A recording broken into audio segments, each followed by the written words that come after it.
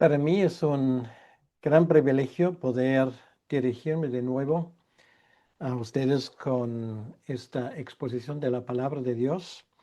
Hoy seguimos con la historia tal y como Juan nos la ha dejado en su Evangelio en el capítulo 4, los versículos 27 al 38. Y el tema que vamos a tratar hoy em, se llama el alimento del rey y la cosecha del reino. Son los versículos del 27 al 38 del capítulo 4 del Evangelio de Juan. Vimos la última vez cómo el Señor tenía esa conversación tan decisiva y memorable con la mujer samaritana, un hecho excepcional por varias razones. En primer lugar, porque habló con una samaritana, que era un pueblo normalmente completamente marginado de parte de los judíos. Ellos consideraban a los samaritanos como un tipo de herejes, gente que han apostado a la fe, por muchas razones, entre otras porque solamente ellos reconocen los primeros 5 libros del Tanaj, del Antiguo Testamento, como libros inspirados. La otra razón es porque era una mujer, porque ningún judío que se dejaba llamar rabí, como nuestro Señor lo hizo con todo el derecho del mundo, perdería, entre comillas, su tiempo hablando con una mujer. Realmente hay un dicho en el Talmud que dice, y cito textualmente, no hables mucho con una mujer en público. Y esto es lo que los fariseos y también los escribas aplicaron a rajatabla. Y la tercera razón porque es sorprendente, porque no solamente se trataba de una mujer y de una samaritana, sino además se trataba de una mujer con bastante mala reputación, como ella misma confesó a nuestro Señor y como queda claro con lo que Juan nos cuenta en su Evangelio. La historia sigue porque nos hemos dado cuenta que desde un simple pedido por algo de agua, porque estamos hablando del mediodía cuando cayó un sol de justicia sobre Sicar, este lugar que en su momento Jacob había dejado para su hijo José, que siguió siendo venerado por los samaritanos de cierta manera hasta el día de hoy. No solamente es esto, sino es todo el contexto de la historia que realmente hizo, como veremos más adelante, un impacto tremendo en esas personas y entre los samaritanos. Desde una simple conversación sobre el agua, pues la cosa finalmente se centra en la vida de esta señora. El Señor no la tenía que convencer mucho que su actual estilo de vida era obviamente un estilo de vida un poco favorable, hasta tal punto de que ni los samaritanos querían hablar con la mujer. Ella lo sabía perfectamente. No sabemos las circunstancias, esto no es tema de la conversación, pero obviamente el Señor había llegado a una capa de su existencia donde ella tenía que reconsiderar toda su vida. Y le entra realmente este pensamiento casi insólito. Realmente podría ser que el que yo he encontrado allí, a la hora menos esperada, es la esperanza también de los samaritanos. Es él, el profeta anunciado por Moisés en el capítulo 18,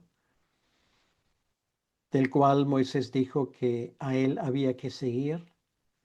Obviamente la mujer estaba convencida y termina este versículo 26 con esas palabras, yo soy el que habla contigo.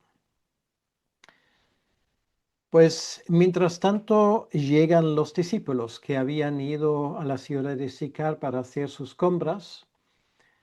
No sabemos lo que ellos habrían pensado, pero tratándose de 12 judíos, obviamente ellos tendrían también sus dudas si esto realmente era una buena idea. Pero las cosas iban bien, al final ellos podían terminar sus compras. Y dice así el texto sagrado, y voy a leer a partir del versículo 27 lo siguiente. En esto vinieron sus discípulos y se maravillaron de que hablaba con una mujer.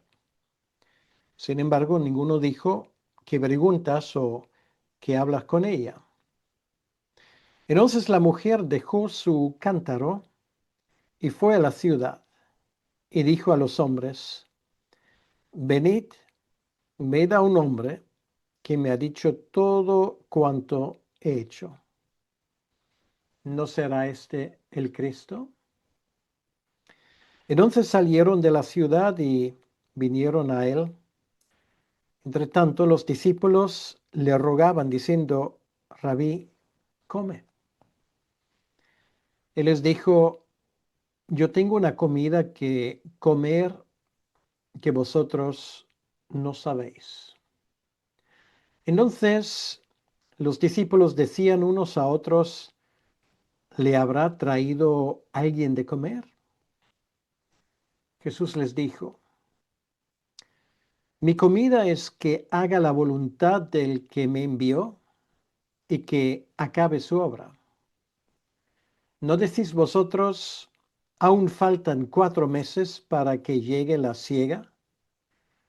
Y aquí os digo, alzad vuestros ojos y mirad los campos, porque ya están blancos para la siega. Y el que siega recibe salario y recoge fruto para vida eterna, para que el que siembra goce juntamente con el que siega. Porque en esto es verdadero el dicho, uno es que siembra y otro es que siega. Yo os he enviado a segar lo que vosotros no labrasteis. Otros labraron y vosotros habéis entrado en sus labores. Pues hasta aquí la lectura de hoy de la palabra de Dios y vamos a pedirle al Señor que Él nos bendiga esa exposición de su palabra para su honra y para su gloria. Señor, una vez más, te agradecemos profundamente por esa posibilidad de escuchar tu palabra y de meditar en ella. Señor, es esa palabra que realmente también para nosotros ha llegado a ser alimento. Esa palabra preciosa que no solamente ha vencido nuestra hambre de la verdad, sino también nuestra sed de la justicia. Gracias, Señor, por lo que tú nos has dejado aquí, ese legado precioso de una mujer desesperada y que simplemente era suficiente para que tú llegases a tener esta conversación con ella. Pues esto realmente es una de las cosas que nos dejan absolutamente con la boca abierta. Ayúdanos, Señor, que nosotros también podamos tomar esto en cuenta y que podamos realmente hacer de esa historia algo que es nuestro. Ayúdanos en la aplicación a nuestra propia vida. Todo esto te lo pedimos, Señor, en tu nombre y para tu honra y tu gloria. Amén.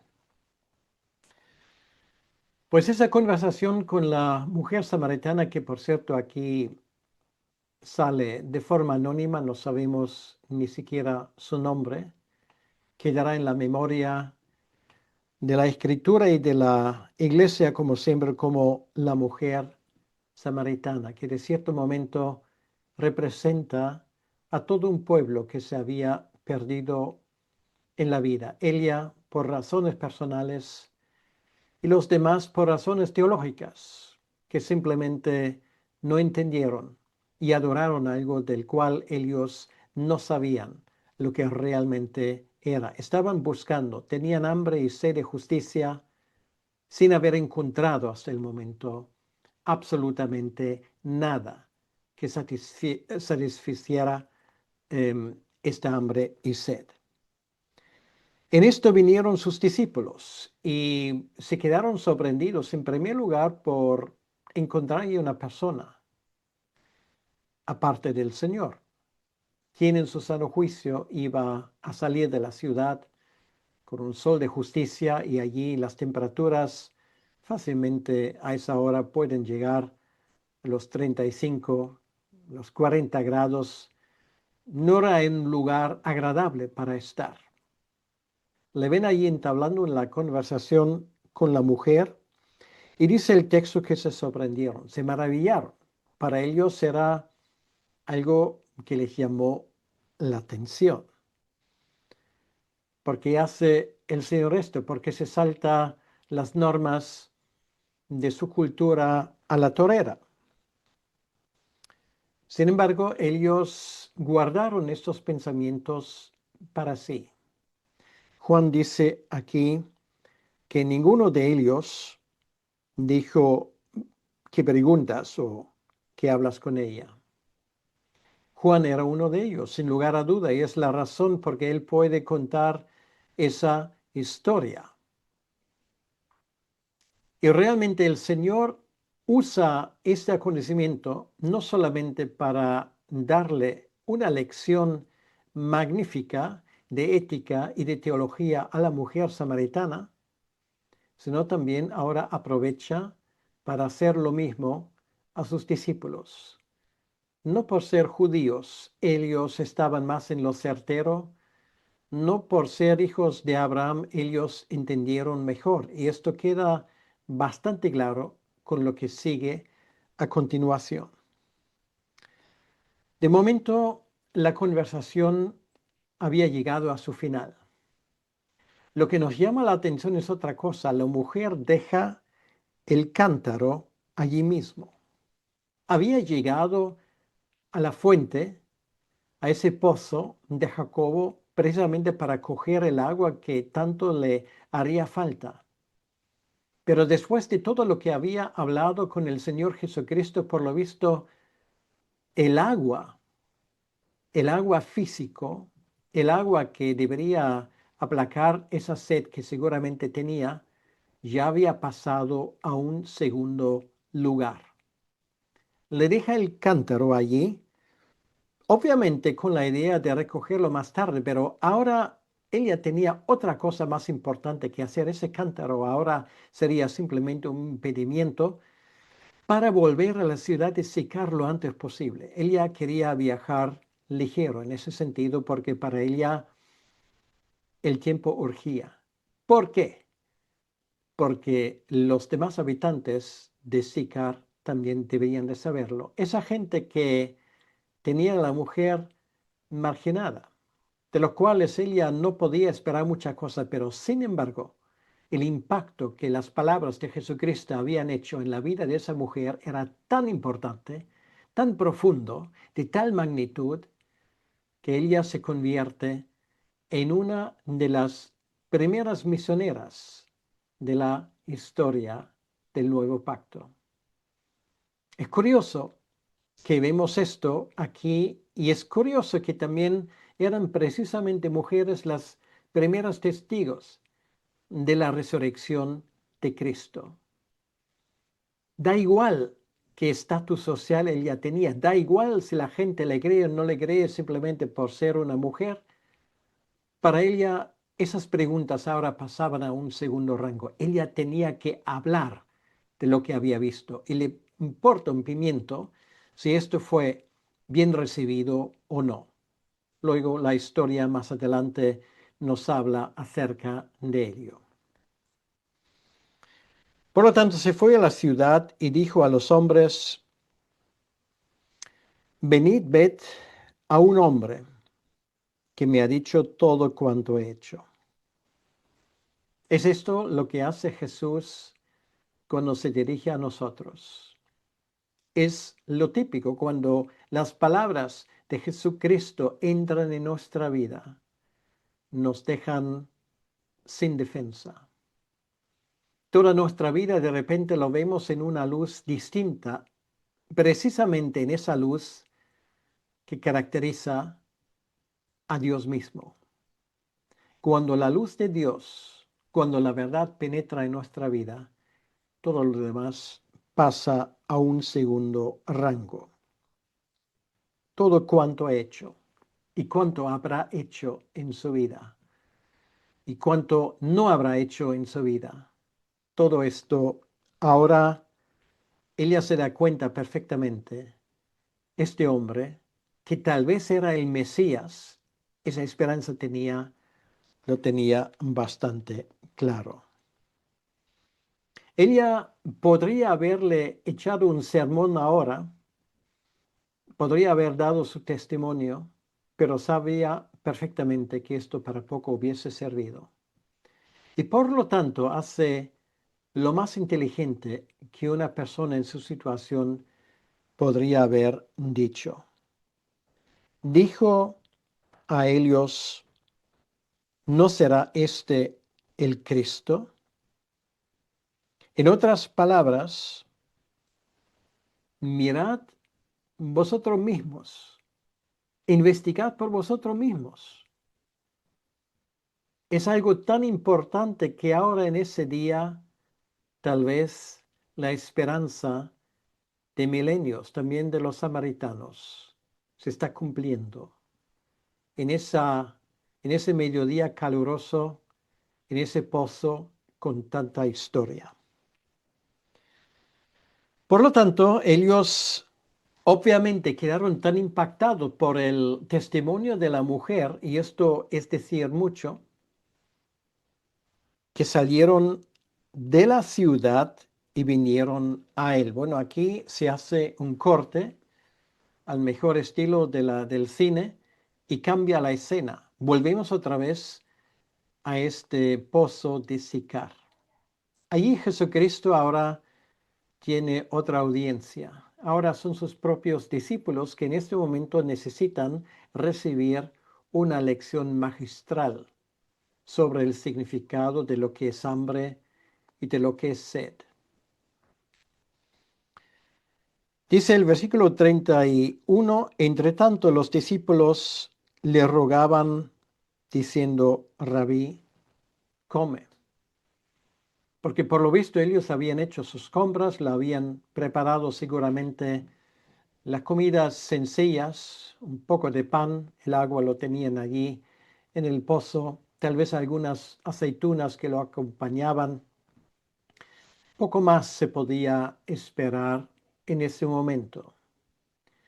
Y le dicen, Señor, no comes, no has comido, tienes que tener hambre. Por favor, adelante, nosotros hemos hecho las compras. Ellos están preocupados en este sentido por el bienestar físico del Señor, cuando realmente en este momento el bienestar físico es lo de menos.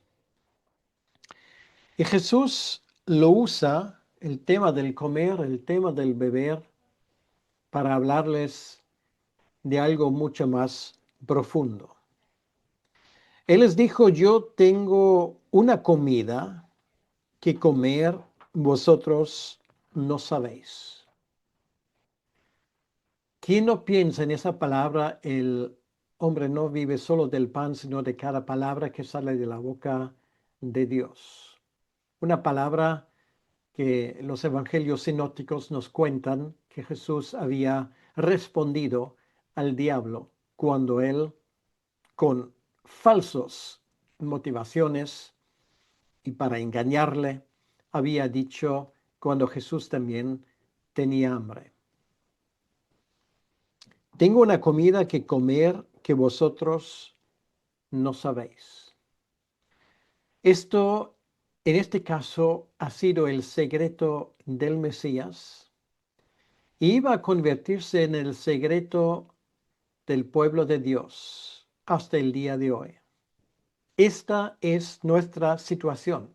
Nosotros sí que tenemos una comida que el mundo no conoce, que es la palabra de Dios. Esa comida que no solamente nos mantiene intacto emocionalmente y espiritualmente, sino que nos edifica en nuestra vida. Y es cierto que a veces incluso esa comida pasa, la comida física pasa un segundo rango ante esa necesidad de tener hambre y sed de justicia.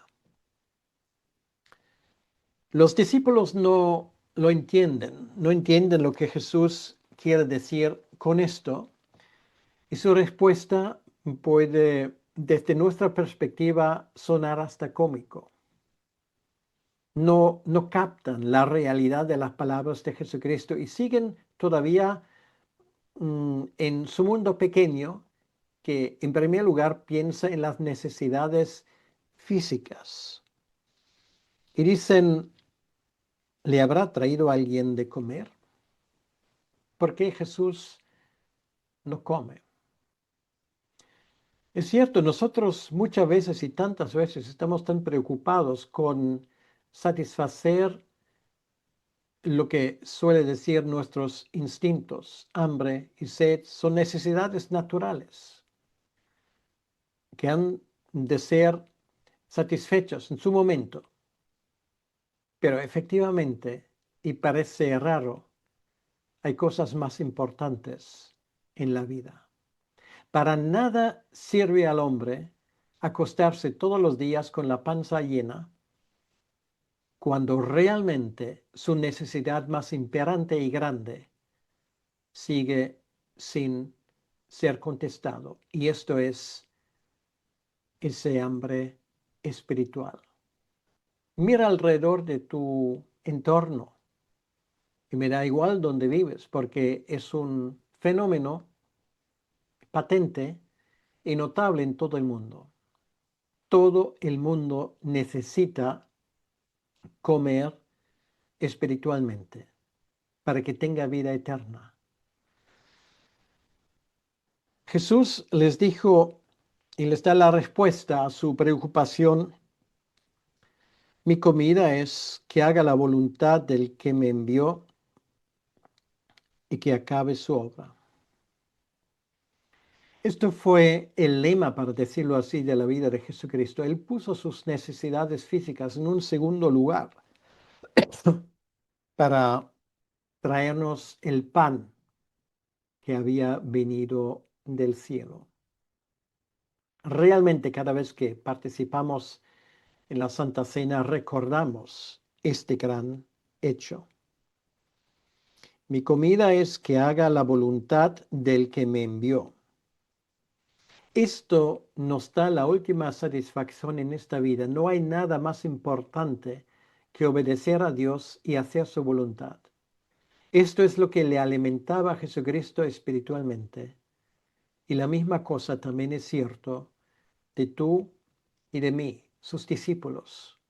No hay nada más importante que obedecer a Jesucristo, hacer su voluntad. Y esto a veces nos quita hasta el hambre cuando lo tuviéramos, porque tenemos otras necesidades que tener 3 comidas al día. Y esa gran lección es lo que Jesucristo quería enseñar a sus discípulos. Y les aplica esta verdad tomando en cuenta el entorno donde estaban. Y empieza con un dicho que era muy común entre los judíos. El tema de que por el estado de los campos se podía saber más o menos la estación del año. Quiere decir, ¿no decís vosotros aún faltan 4 meses para que llegue la siega? Era el momento cuando muy probablemente esto era el caso en aquel momento. Los campos todavía no estaban listos, faltaba tiempo. Y ahora viene lo genial.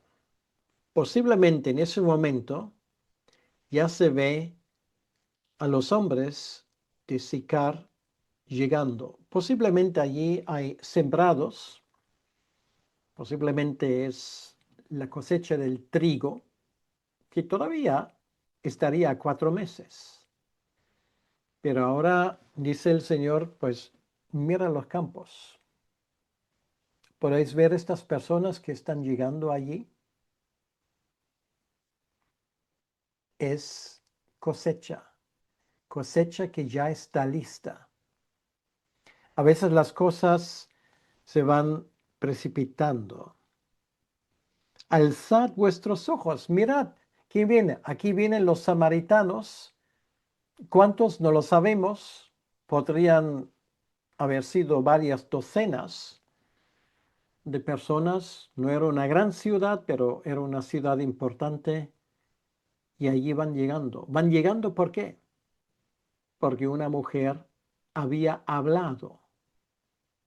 Mirad vosotros a ver si es el Mesías, el ungido de Dios, la esperanza de nuestro pueblo.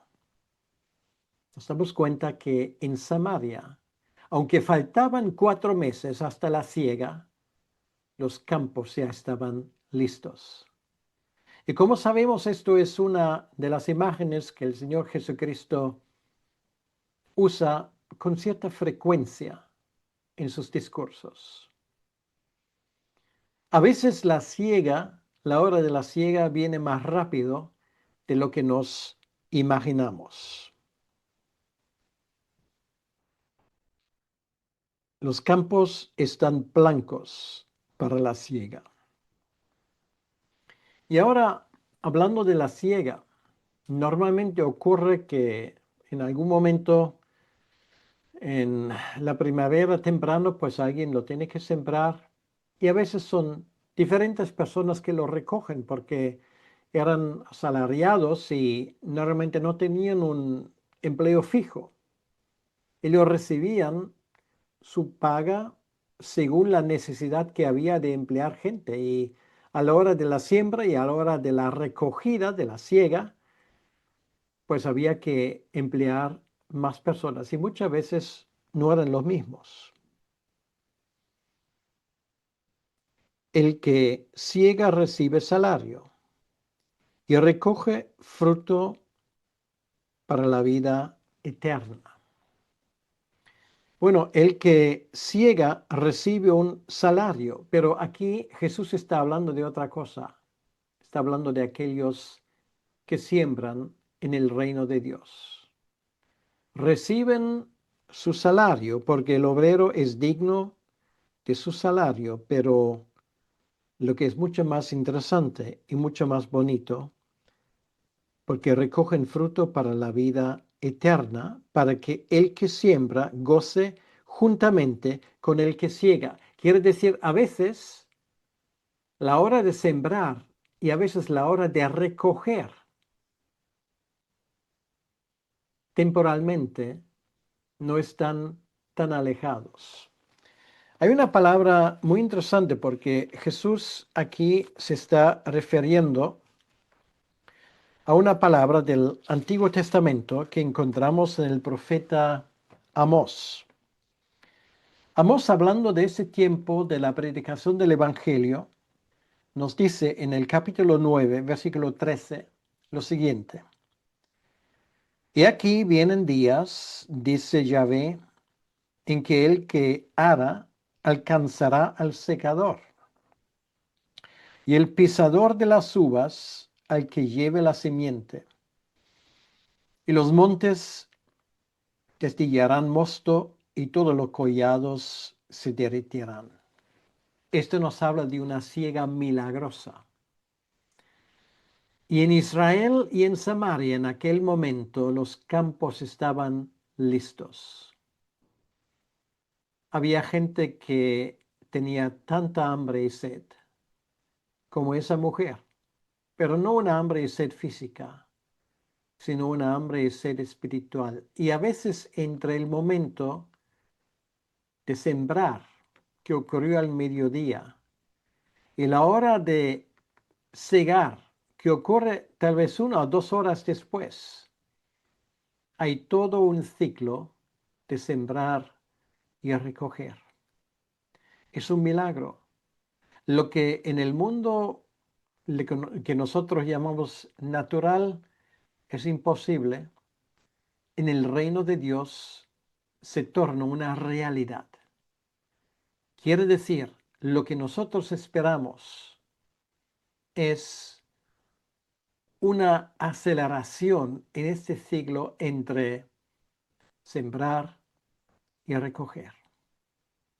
En eso estamos. Y incluso en este momento, cuando yo estoy hablando a una audiencia que yo no puedo ver, pero el Señor lo sabe, incluso en este momento, cuando yo estoy, por la gracia de Dios, sembrando el Evangelio, es posible que la recogida viene enseguida o que haya un tiempo de recogida, de siega, poco después. No tienen por qué pasar meses.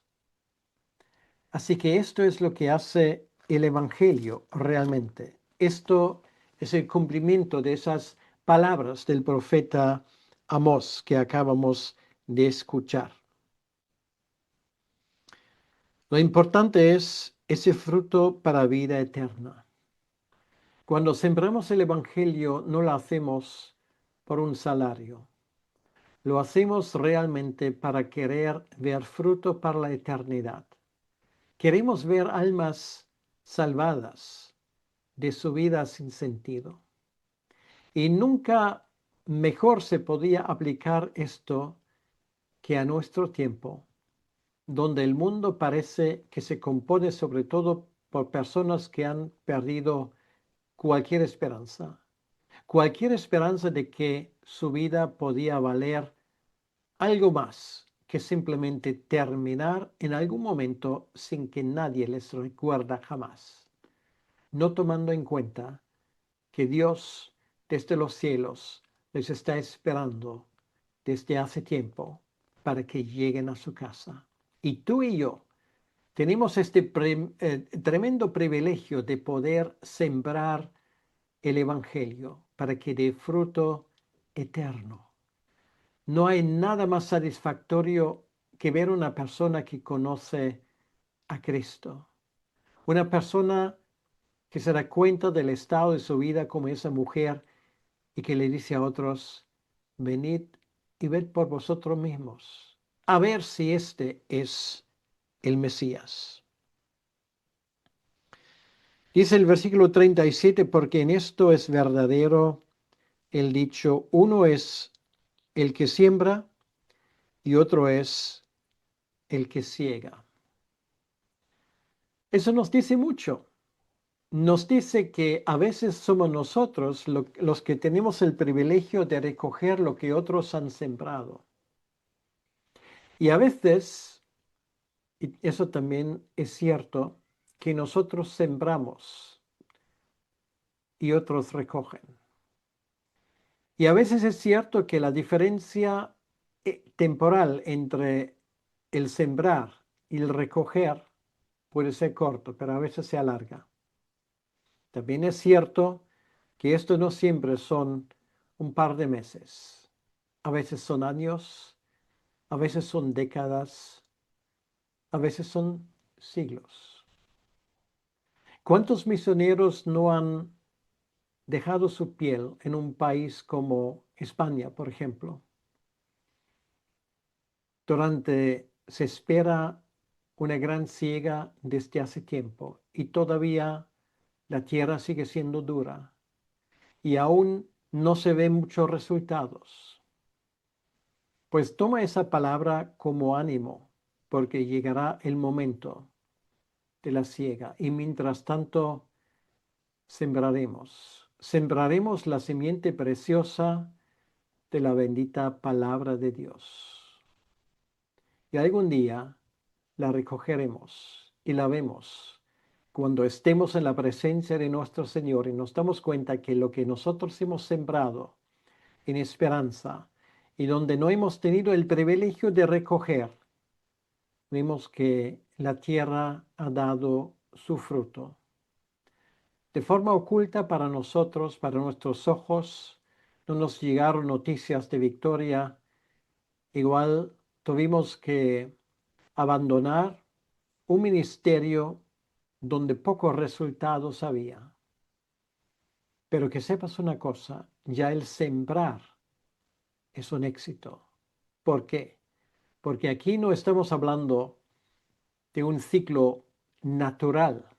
Estamos hablando de que Dios, que siempre bendice su palabra y hace que esa palabra nunca jamás vuelve vacía.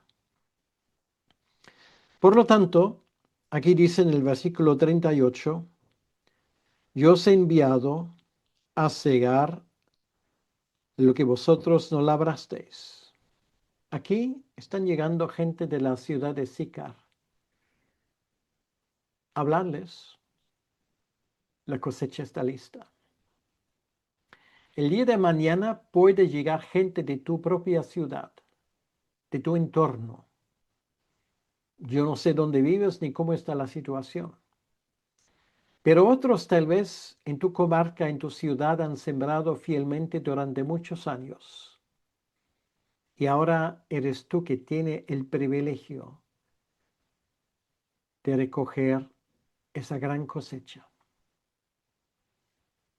Siglos han pasado, a veces décadas, a veces años, pero ahora nos toca a nosotros de recoger el fruto. Y al mismo tiempo somos aquellos que sembramos en esperanza.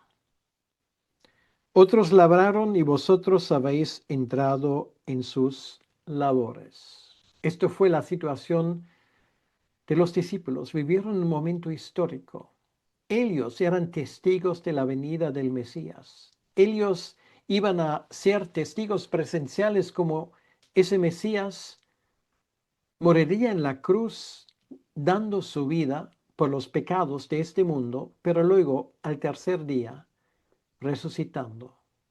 Ellos serían testigos como días después Él volvería de forma triunfal al cielo. Ellos serían testigos como 10 días después, en la misma ciudad donde crucificaron al Mesías.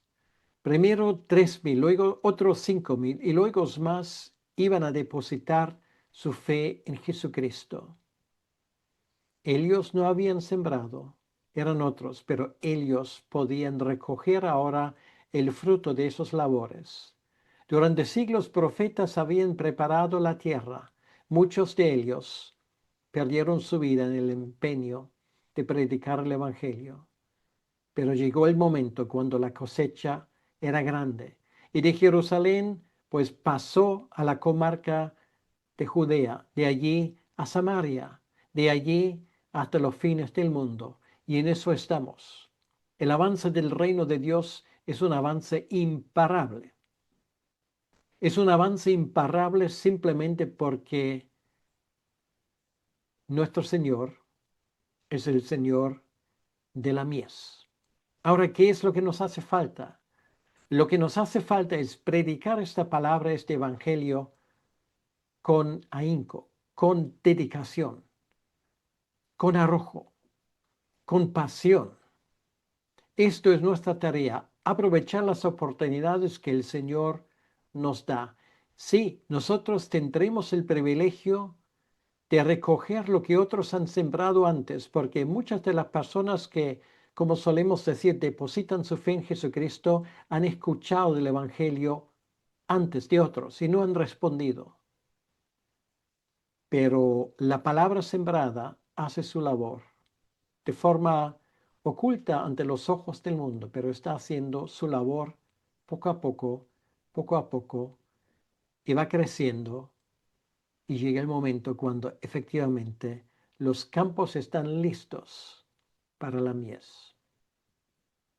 Lo que hace falta es levantar nuestra mirada, ver lo que hay, ver las personas que están viniendo de sus ciudades, esas personas que están propulsados, empujados por su deseo de conocer la verdad. En un mundo donde ya no se podía ver la diferencia entre los así llamados fake news y la verdad, cuando ya no sabes qué es verdad y lo que es mentira, pues incluso en nuestros días tenemos esto, la palabra de Dios que es fiel, la palabra de Dios que no se equivoca, la palabra de Dios que siempre llega al final de su propósito.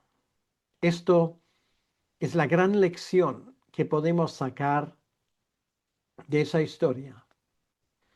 Y todavía no hemos llegado al final. Escucharemos, si Dios lo permite, la próxima vez cómo esto sigue. Pero en este día de hoy, yo quiero animarte a tomar esto en serio, realmente a darte cuenta que todo está listo para la gran siega.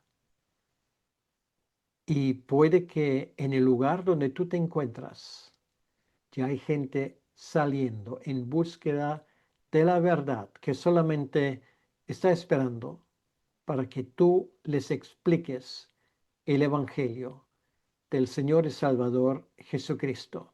Y espero que esa historia para ti sea de ánimo.